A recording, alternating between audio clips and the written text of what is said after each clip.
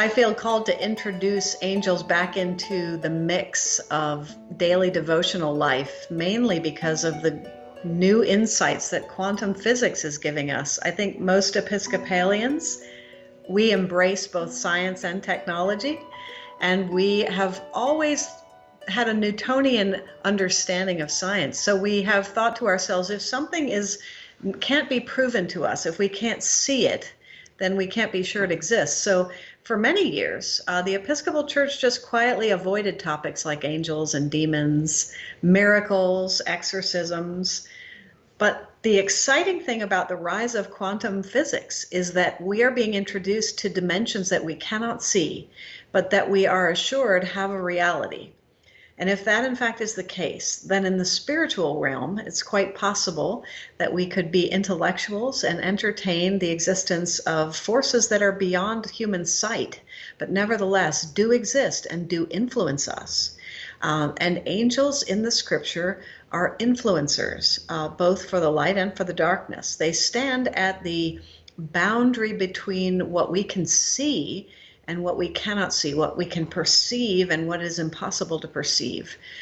Beginning with the story in the Garden of Eden, when Adam and Eve are expelled from that garden, there is an angel placed at the gate, a cherubim, a fiery angel, who stands at the gate on the boundary between the heavenly realm and the earthly realm, keeping us out of the heavenly realm, but also in a way, protecting us from what we can no longer tolerate and handle, the brightness of the celestial beings, so that from that moment on, angels become either boundaries or bridges between the heavenly and the earthly realms. And so I think they're a wonderful source for us to meditate upon as we seek to open our hearts and minds to the existence of God and to the mystery and awe of the cosmos, and of the fact that God has created so much more than what we small human beings can see with the naked eye.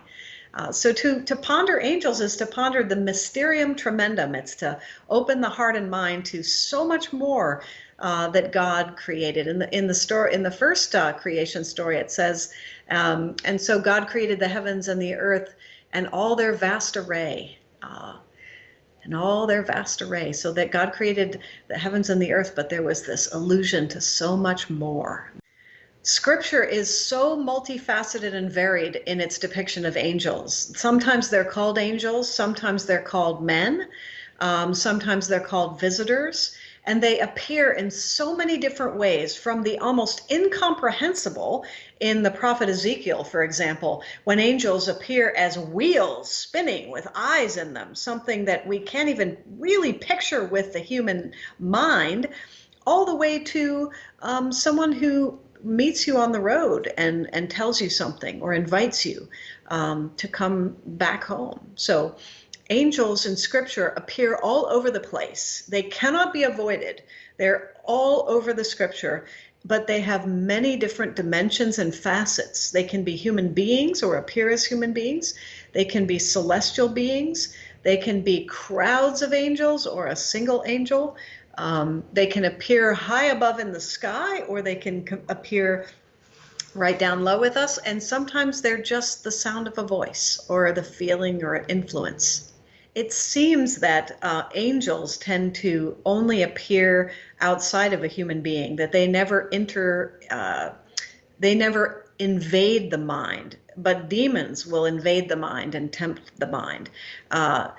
Angels are inviters. They're loving creatures. So I don't think they ever interrupt our thinking in the way that demons do. But demons, being fallen angels, are another sort that is prone to tempt us away from God. So there's lots of dimensions to angels.